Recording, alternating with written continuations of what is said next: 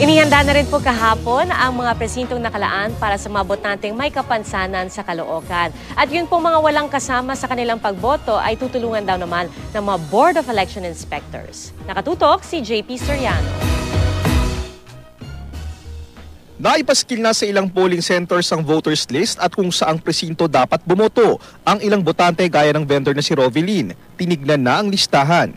Para bukas po hindi na po ako mahihirapan.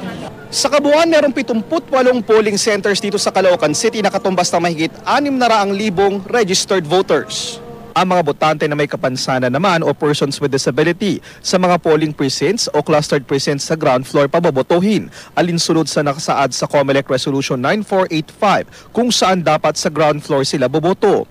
May mga ramp para sa wheelchair sa ilang polling centers pero sa ilan wala. Base rin sa resolution, maaring magsama ng taong tutulong ang PWD sa kanyang pagboto pero kailangang kaanak niya ito o taong malapit sa kanya. Handa rin ang mga BEI na i-assist ang may mga kapansanang botante na walang kasama. Binuo rin ng isang election tawag center kung saan pwedeng itawag ang anumang uri ng concern o magiging problema sa araw ng eleksyon. JP Soriano, nakatutok sa eleksyon 2013.